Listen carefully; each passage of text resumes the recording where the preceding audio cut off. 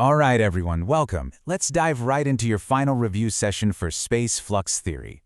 Now, this is one of the most exciting topics in modern physics, and for good reason.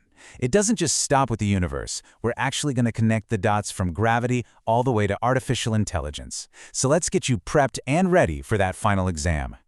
So what is the big central question here? Well, it really boils down to this. Could one single theory, just one, explain the stability of the entire universe and the stability of an AI? It sounds kind of wild, right? But that's the incredibly ambitious goal here, the hunt for a universal principle of balance. And it's the foundation for everything we're about to cover. Okay, here's our game plan for the review. We're going to start with the absolute basics, the foundations of gravity and flux. Then, we'll scale way up to see how that creates cosmic balance. After that, we'll dive deep into the very small with the quantum bridge. And we'll wrap it all up with a really fascinating jump from the cosmos to code. Let's get into it. All right, Section 1, Gravity and Flux. We're starting at the very beginning. And I mean this. You absolutely have to know this core equation. It is the bedrock of the entire theory, and it grows directly out of those early classical studies on gravity. So let's break this down.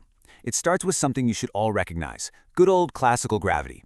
But then, the theory adds three absolutely critical new layers. First, we've got a term for energy feedback. Next, it brings in Einstein's huge idea of space-time curvature. And finally, and this is the real game changer, it introduces a buoyant stabilization force. So you see, this isn't just about gravity pulling things together anymore, it's about a constant dynamic balance. Now, if you're looking for an easy way to remember this for the exam, this is it. Just think of it like a cosmic balancing act. You've got gravity on one side, always pulling. But now you have this new force, buoyancy, on the other side, pushing back. It's that push and pull, that fundamental opposition that keeps the whole structure from collapsing.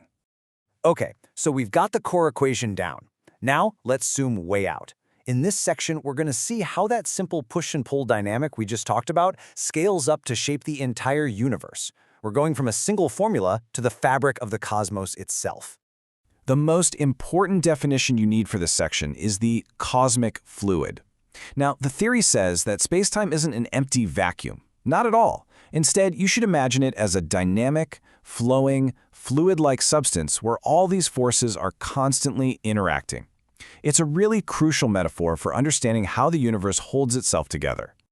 Still sounds a little abstract? Okay, let's try a simple analogy. Picture spacetime as a vast ocean. And in this ocean, all the galaxies are like massive, heavy ships. Gravity is constantly trying to pull them down, to sink them. So what keeps them afloat?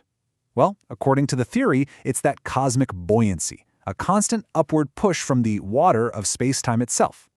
This table really hammers home just how big a shift in thinking this is.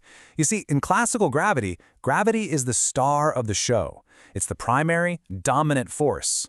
But in SpaceFlux theory, it's just one part of a team. Buoyancy's elevated to a co-star, an absolutely key stabilizing force that actively stops everything from collapsing in on itself.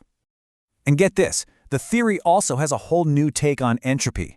It suggests that those cosmic voids, the vast, seemingly empty regions of space, aren't just nothing. They actually act as a kind of entropy engine. They're a source of disorder that, paradoxically, helps drive the formation of the universe's largest structures. So in this model, chaos is actually a creative force. Okay, deep breath. We're now getting into the most challenging part of the theory, and it's definitely something you'll see on the exam, the quantum bridge. This is where SpaceFlux theory tries to do what physics has been trying to do for a century, unite the world of the very large with the world of the very small. So how does it possibly do this? Well, here's the proposed mechanism.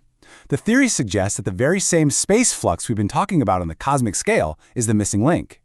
This flux, it says, directly interacts with a particle's wave function, and if that's true, it could be the bridge we've all been looking for, finally connecting the strange probabilistic world of quantum mechanics to the grand structured world of general relativity. Now, the really cool part is that this isn't just a thought experiment, it's actually testable. On one hand, we can listen for tiny modulations, little ripples in gravitational waves that could be a signature of this flux. And on the other, we're using powerful AI algorithms to comb through massive amounts of cosmic data, hunting for any subtle mathematical anomalies that could give the flux away.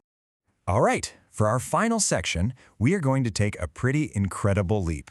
We're taking all these principles of cosmic balance that we've just learned, and we're applying them to a totally different field, the world of intelligent computational networks. In other words, AI. So how on earth do you get from cosmology to computer code? Well, the theory proposes a really elegant direct translation. In the world of AI, just think of mass as the AI's driving goal, or its intent. Matter becomes its data and experience, or its memory.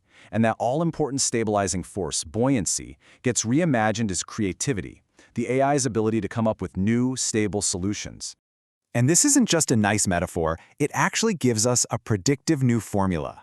This equation right here allows us to calculate T, which is a value for the stability of an intelligent system. And it's all a function of the balance between its intent, its memory, and its creativity. Okay, pop quiz. This is the exact kind of applied knowledge question you can expect on the exam. So let's say you have an AI with a really high intent, a very powerful goal, but it has very low memory, very little foundational data. According to the theory, is it stable? Think about it. The answer is a definitive no. It would be dangerously unstable. The analogy here is perfect. An AI with high intent but low memory is like strapping a rocket engine onto a flimsy wooden go-kart. The sheer power of its ambition would tear its weak foundation to shreds. It shows that this principle of balance is just as crucial for an AI as it is for a galaxy. So, to wrap this all up for the exam, just remember the journey this theory takes. It all starts with a single physics equation. From there, it evolves into a cosmic model using that fluid metaphor. Then, it attempts to provide that elusive bridge to quantum mechanics. And finally, it gives us a brand new framework for understanding AI stability. And I'll leave you with one final big picture question to think about as you study. If it turns out that the fundamental laws that keep a galaxy from flying apart are the same ones that can keep an AI stable and beneficial, what does that imply about the nature of intelligence itself and its place in our universe? Something to chew on. All right, good luck with your studies.